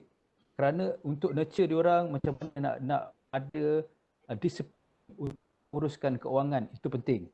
Dekat dalam nurturing pun sama, dari segi produk costing, nak jual, dia tahu tak break even point pun kadang-kadang dia tak tahu. Dia buat benda tu harga RM5, dia jual RM5. Nak untung apa? Begitu. Itu elemen-elemen the costing, the element of financial management itu penting kita masukkan. Yang ketiganya, the scaling up itu pun penting. Daripada B2C konsep, daripada bisnes dia, jual barang, produk, jual ideas kepada consumer. Kita nak scale upkan benda ini kepada B2B, business to business. Dan ini dah the scaling up proses yang perlu kita tengok, yang perlu kita what you call grow, embedded dalam ekosistem keusahawanan kita. Dan yang keempatnya adalah partnership, JV, strategic alliances, internalization ataupun kita mengantarabangsakan produk kita ini. Inilah the ekosistem yang wajib kita ada, kita kembang baikkan dan kita koordinasikan bersama-sama dengan SME Corp, bersama-sama dengan KPT, bersama-sama dengan MARA, agensi-agensi lain yang ada sumber-sumber ini, kita koordinasikan dengan baik untuk membolehkan matlamat kita bahawa keusahawanan menjadi kerjaya pilihan ini betul-betul dapat direalisasikan dengan baik dan dengan sempurna. Kerana kalau kita tengok dari segi GDP contribution pun 70% daripada part of the contribution datang daripada the backbone ni, SMEs. Dan kita juga jangan lupa, kita dalam fasa SMEs kita ini, kita bukan ada hanya ada micro, bukan hanya ada SMEs, bukan ada hanya big corporation. Kita kena tengok, dan inilah peranan SEDI untuk melahir dan membela nasib-nasib nano entrepreneurs ni. Saya tak tahu orang pernah dengar tak nano entrepreneurs ni. Nano entrepreneurs ni macam saya, Puan Faridah, yang kita tak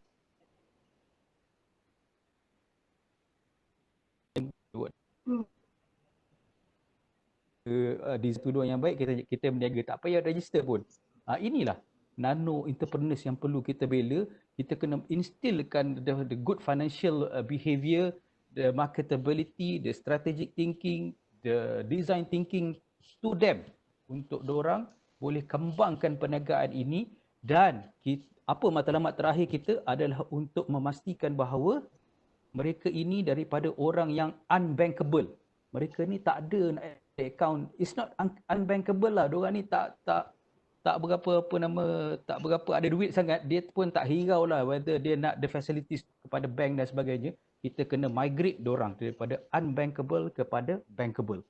How to make them migrate kepada bankable? Inilah financial discipline, the knowledge, behavior, attitude, keusahawanan yang perlu kita terapkan kepada mereka ini, untuk mereka boleh menjalani kehidupan mereka sampai menjadi seorang usahawan yang berjaya dan boleh membantu juga anak bangsa, boleh membantu negara, boleh membantu semua orang untuk capai the economic prosperity of them. Dan selain daripada itu, SEDI juga saya rasa boleh menjadi satu catalyst yang baik untuk mewujudkan satu integrated platform. Sekarang ni Malaysia ni kita banyak sangat dana.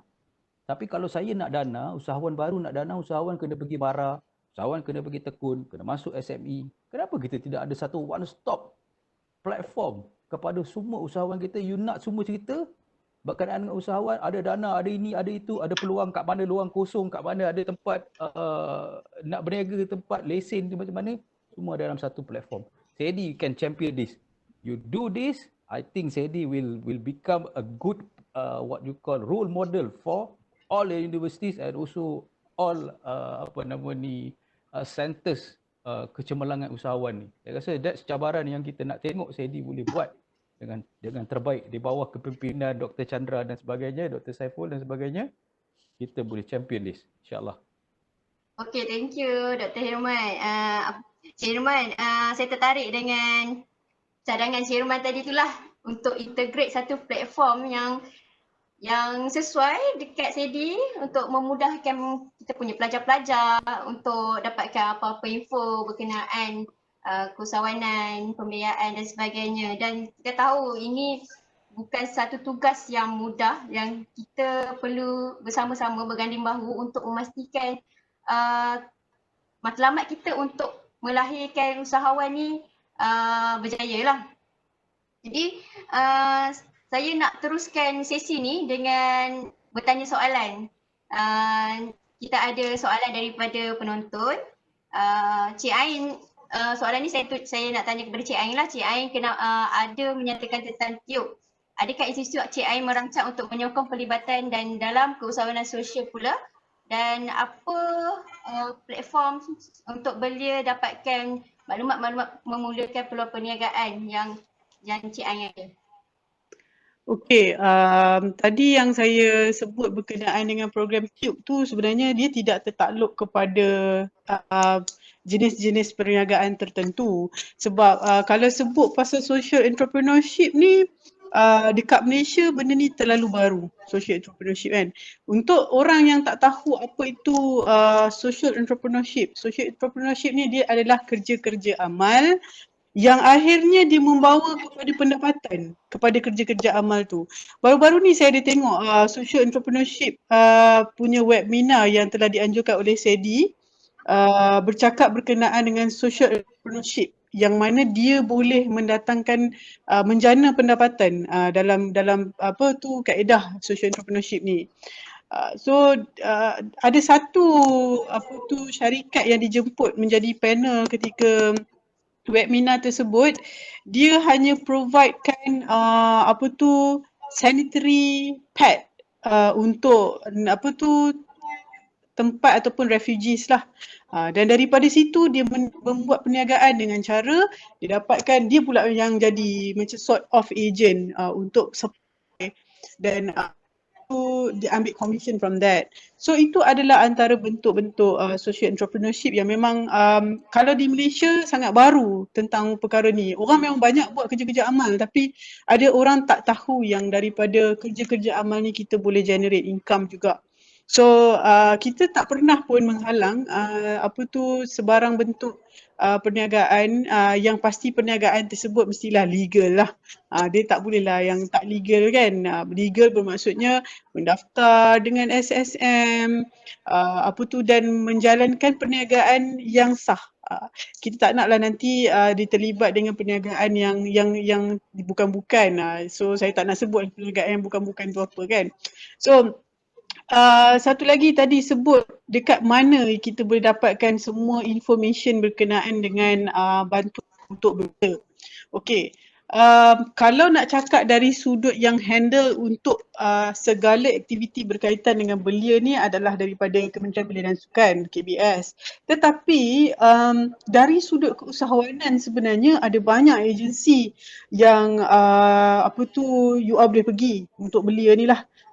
Kalau nak datang kepada SME Corp pun boleh. Sebenarnya kita memang sentiasa mengalu-alukan kedatangan daripada belia-belia yang berminat dalam keusahawanan. Sebab dekat SME Corp bukan sahaja kita memberikan dana ataupun bantuan kewangan dan training, tapi kita bagi khidmat nasihat juga untuk macam mana you all nak start the business, especially untuk belia. So daripada situ kita akan channelkan pergi dekat agensi ataupun bank atau mana-mana institusi yang sesuai dengan dia punya business. Sebab dia tak akan ada satu orang kata khidmat nasihat sesuai untuk semua. Dia tak akan ada. So kalau you datang kepada SME Corp dia ada kat seluruh Malaysia tau. Kami ada kat KL Central dan setiap negeri ada cawangan SME Corp yang sendiri. Macam dekat Kedah di Menara Bina Darul Aman. Dekat Perlis kita ada dekat Wisma Warisan.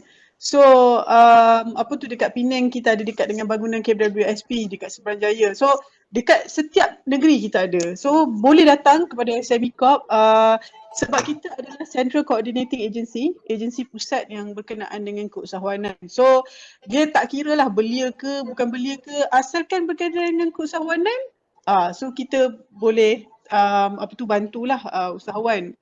Cuma tadi saya ada ternampak soalan sikit lah saya nak sentuh berkenaan dengan tadi Cik Irman ada sebut juga tentang apa yang perlu dilakukan oleh usahawan belia kan dalam bidang keusahawanan ni. Tadi Cik Irman dah sebut tentang crowdfunding,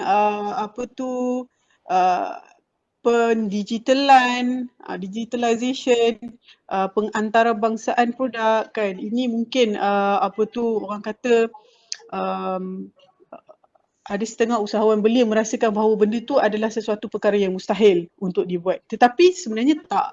Dia tak mustahil as long you tahu. Yang ni yang saya kata knowledge itu penting dan peranan Institut Keusahawanan di dalam universiti tu untuk equip waktu pelajar-pelajar berkenaan dengan perkara ni. Satu lagi, saya pernah berbincang benda ni dengan Institut Keusahawanan SEDI juga, sama ada di dalam modul pelajaran untuk satu-satu fakulti, kalau dia ambil dalam bidang keusahawanan, ada satu subjek yang berkaitan dengan usahawanan. Yang tu sebenarnya penting kalau you atau fakulti menjemput agensi kerajaan sendiri seperti SME Corp ataupun invite bank negara ataupun mana-mana agensi kerajaan yang lain untuk bagi lecture tentang apa itu peranan-peranan agensi kerajaan lah. So yang ini dia panggil macam first hand experience. Kita dah memang cakap direct dengan pelajar. Sebab pelajar-pelajar, saya fokus pada pelajar-pelajar tahun akhir lah mungkin. Pelajar tahun akhir bila diorang dah grad, ini adalah antara cabang career yang mungkin orang boleh pergi kan, keusahawanan. So dalam tahun akhir punya silibus keusahawanan tu mungkin boleh invite agensi kerajaan ni memberikan lecture untuk diorang lebih tahu tentang apa yang kita provide. So itulah saya punya pandangan. Okay, terima kasih Cik Ain. Ada soalan kedua, saya rasa yang ni sesuai untuk Cik Reman jawab sekejap. Dia tanya, bagaimana nak mengubah persepsi ibu bapa yang mengatakan bahawa lebih baik makan gaji kerana perniagaan adalah satu sangat berisiko untuk jadikan sebagai pekerjaan utama? Okey, untuk ubah persepsi ni dia kena tengok keadaan keluarga sebenarnya. Kedua ibu bapa ni kalaulah keluarga pelajar ataupun graduan ataupun belia tersebut berada dalam suasana keluarga yang serba sederhana, serba cukup, makan pakai, tidak ada isu what you call survivability of the families. Saya rasa perkara itu mungkin mudah untuk kita kelolakan ataupun kita ubah. Apatah lagi kalau keluarga itu memanglah keluarga yang upbringingnya keluarga usahawan, ayah ataupun ibunya seorang entrepreneurs, businessman. Itu saya rasa tidak menjadi permasalahan langsung bagi kita, bagi mereka, dan hatta mereka keluarga ini akan menggalakkan anak-anak mereka untuk continue the business. Kalau business family business, dia akan continue. Dan inilah the what you call the speed up level yang telah kita accelerate anak-anak usahawan ini. Tetapi jika kita berdepan dengan usahawan ataupun keluarga yang sedikit kurang fortunate, survivability mereka berbeza, pandangan mereka berbeza. Anak-anak saya sudah keluar daripada universiti, mereka perlu bekerja dan bantu saya. Bukan saya nak bantu dia.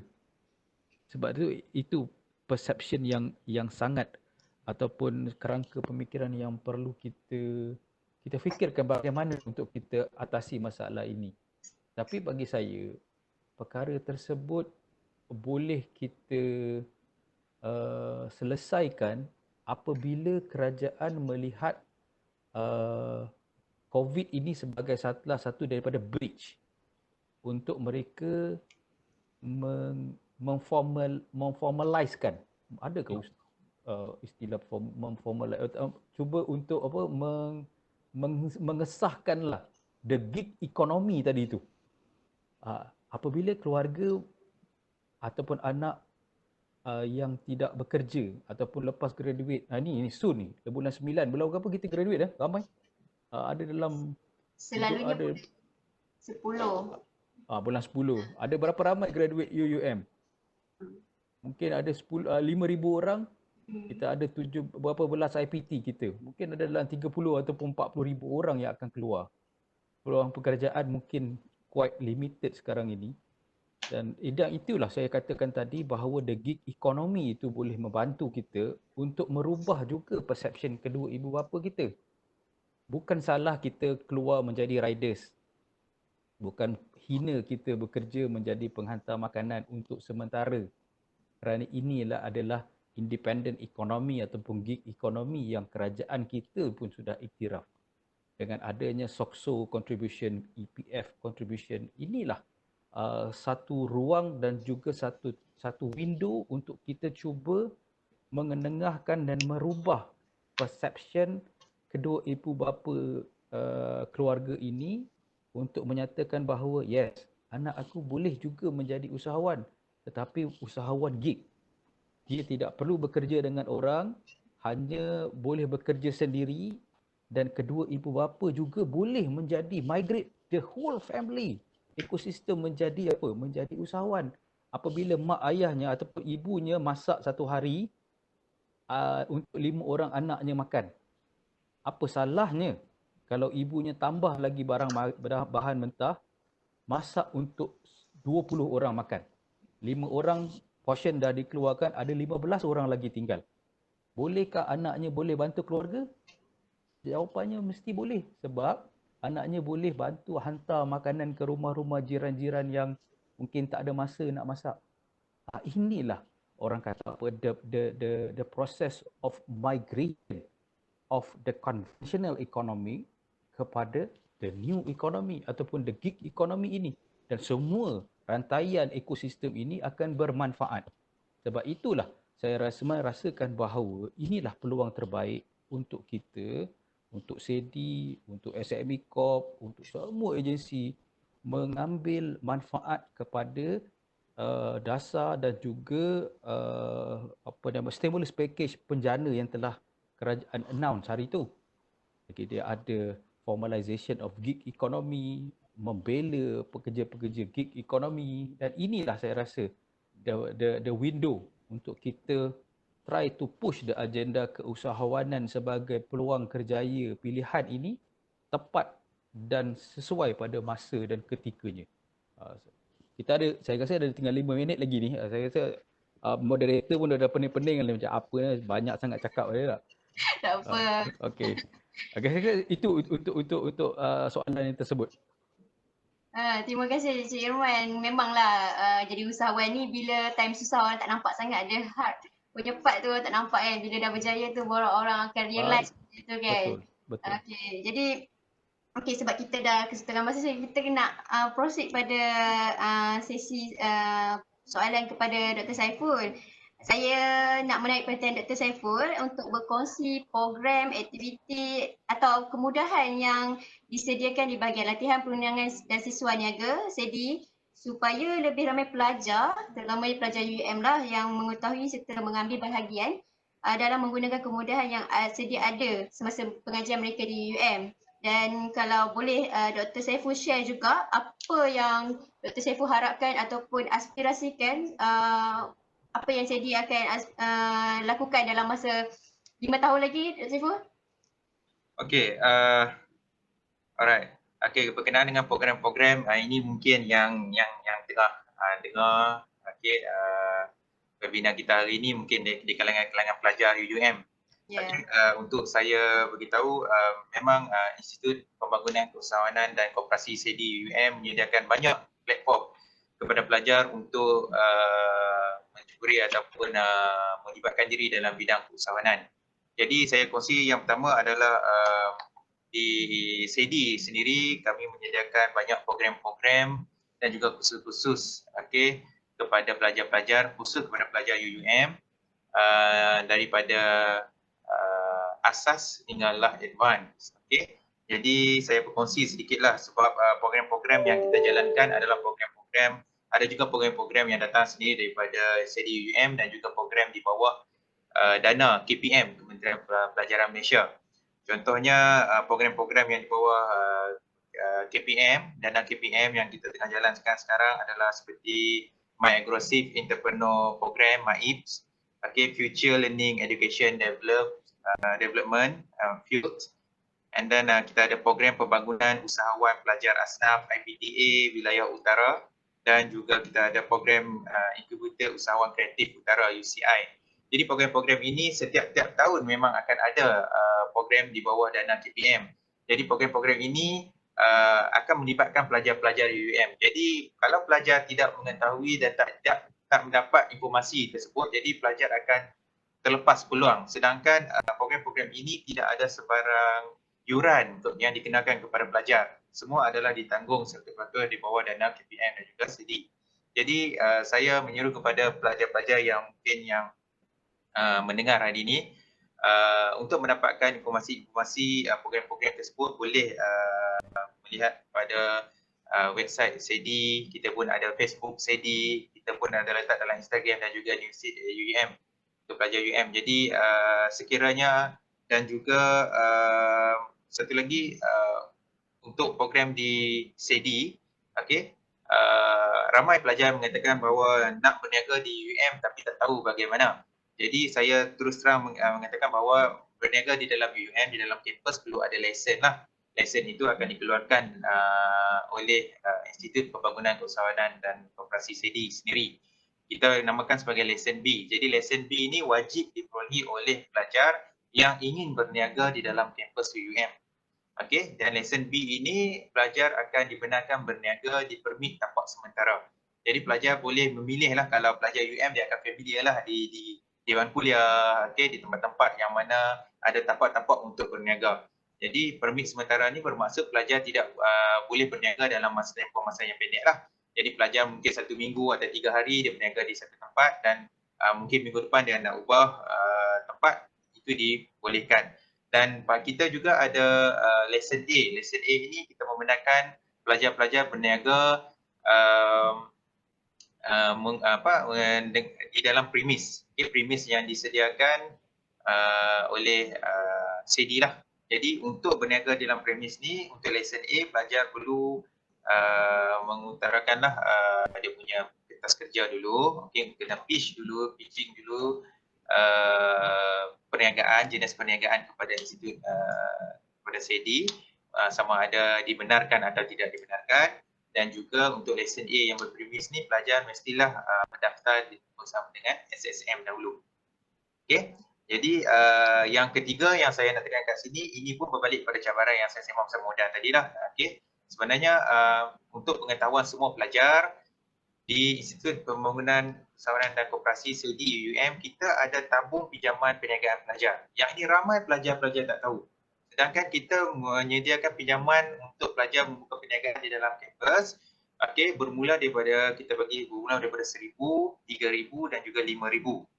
Okey. Dan pelajar-pelajar boleh memohon pinjaman tersebut.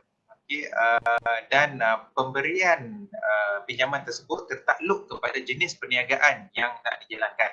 Contoh kalau nak jual nasi lemak bungkus je, takkan kita nak bagi 5,000.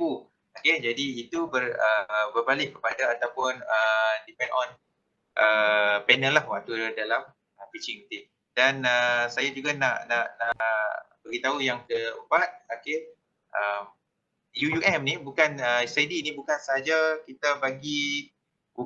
kita memberi latihan, memberi program, minta pelajar attend program, okey, malah kita juga akan melibatkan pelajar-pelajar dalam pertandingan-pertandingan yang berasaskan bidang keusahawanan.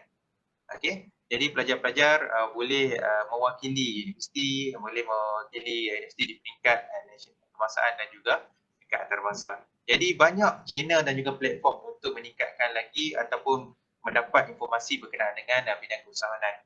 Okay, jadi dan apa inspirasi pusat keusahawanan dalam masa 5 tahun? Of course memang SEDI memang ini menjadi salah satu center lah. Jadi salah satu terpusat yang menjadi sumber rujukan terhadap kepada dalam bidang perniagaan keusahawanan kepada pelajar. Jadi kalau boleh, sebab kita tengok semua program-program di sini, saya nak share di sini, bukan SEDI sahaja sebenarnya. SEDI sentiasa berkolaborasi. Kami ada ramai pakar-pakar bidang keusahawanan di dalam universiti ni. Okey, jadi universiti SEDI akan bekerjasama dengan pakar-pakar bidang keusahawanan yang terdiri daripada pensyarah-pensyarah di pusat-pusat pengajian di seluruh UUM. Dan juga kami juga bekerjasama dengan bekerjasama dengan agensi-agensi kerajaan untuk memastikan pelajar boleh berniaga dan membuka perniagaan bukan setakat di dalam pengajian, malah selepas tamat pengajian pun boleh menjadi usahawan yang berjaya. Itu saja. Okay, terima kasih Dr. Saiful.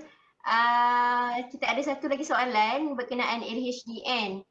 Ditanya bagaimana dan di mana boleh daftar LHDN. Mungkin Cik Ain boleh menjawab soalan ni, Cik Ain? Okey, sebenarnya untuk pendaftaran lembaga hasil macam mana dan di mana nak daftar, yang ini tak perlu sebenarnya. Kalau nak walk in ke lembaga hasil, boleh pergilah. Tapi boleh daftar di edaftar.hasil.gov.my.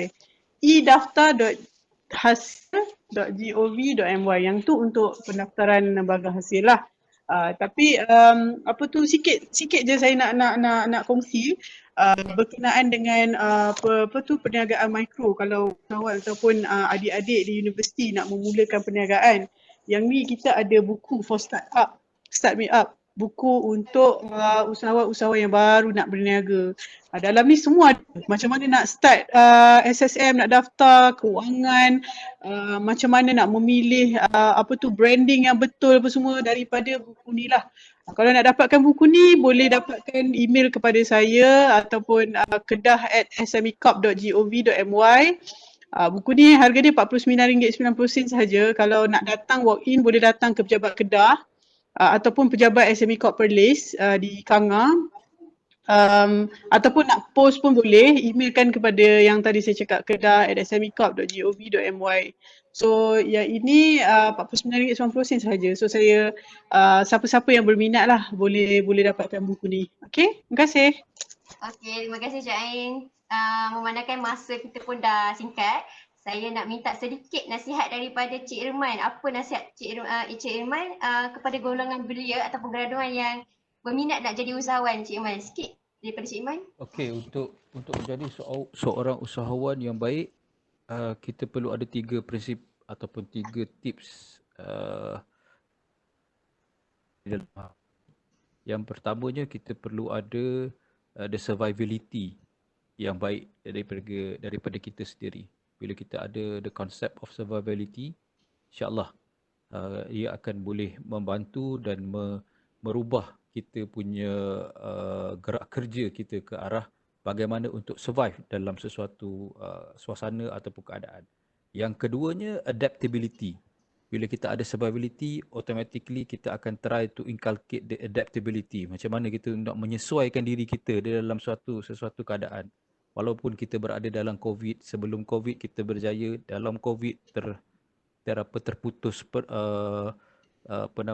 sumber keuangan, tetapi adaptability kita, macam mana kita nak survive, adapt kepada this pandemic punya keadaan, kita boleh prosper dan kita boleh move forward. Jangan tengok belakang dah, kita move forward. Usahawan ni dia punya traits ataupun dia punya kriteria ni, dia perlu look forward.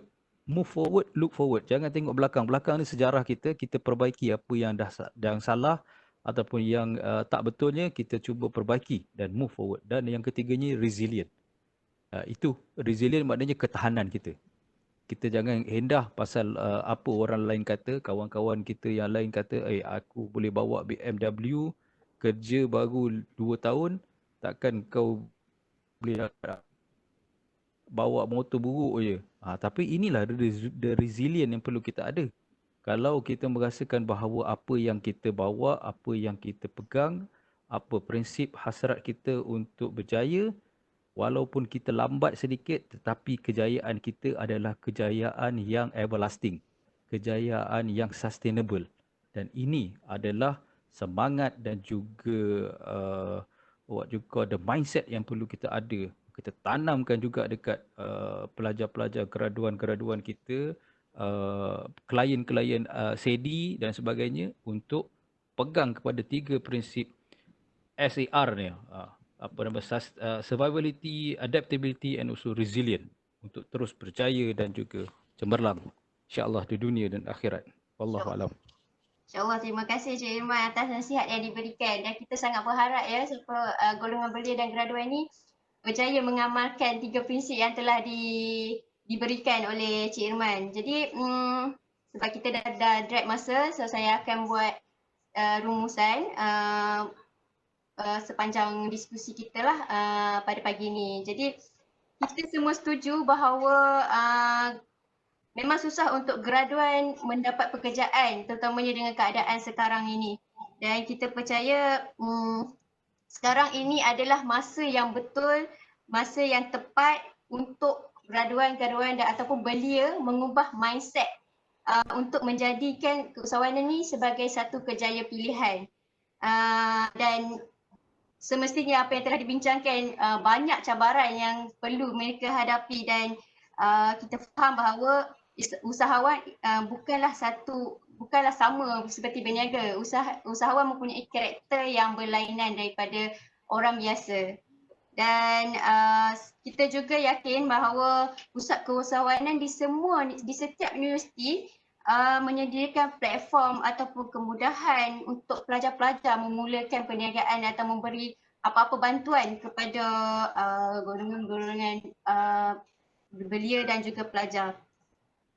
Dan bila graduan keluar, kita nak belia juga mendapat support daripada pelbagai pihak, terutamanya agensi keusahawanan, dan kita berharap juga daripada perbincangan kita pada perkongsian kita pada hari ini, kita sentiasa bersedia untuk memastikan graduan-graduan dan belia menjadikan usahawan ini sebagai satu kerjaya pilihan bila mereka bergraduat kelak. Dan saya sekali lagi saya nak mengucapkan terima kasih kepada semua panel-panel untuk perkongsian hari ini. Semoga perkongsian hari ini memberi manfaat kepada semua penonton-penonton kita di Facebook Live tadi. Any last word daripada panel-panel? Terima kasih banyak Sedi kerana menjemput SME Corp. InsyaAllah kita boleh bekerjasama lagi nanti selepas ni untuk program-program keusahawanan yang lain yang sesuai lah dengan belia di dalam UUM. Okay, terima kasih banyak. Terima kasih Cik Ain, terima kasih Cik Irman. Cik Irman ada nak cakap apa-apa ke? Saya itulah kita Sedi ada keluangan masa mungkin kita boleh berbincang lagi sebab kita alumni ni kita kena bangunkan universiti kita bersama-sama insya-Allah untuk lebih baik dan juga lebih cemerlang lagi insya-Allah. Terima kasih Cik Irman. Dr. Saiful? Okay, terima kasih saya ucapkan pada Cik Ain dan juga Cik Irman. Perkongsian yang baik, pengalaman yang banyak daripada dua orang panel kita. Alright, saya berharap kita dapat lagi berkooperasi dan juga saya berharap pelajar-pelajar yang mendengar hari ini, jadikanlah sedi ini adalah satu tempat untuk rujukan khas untuk mendapatkan informasi-informasi berkenaan dengan keusahawanan. Sekian. Okay, terima kasih sekali lagi. InsyaAllah kita akan jumpa lagi. Terima kasih semua. Assalamualaikum warahmatullahi wabarakatuh. Waalaikumsalam. Waalaikumsalam.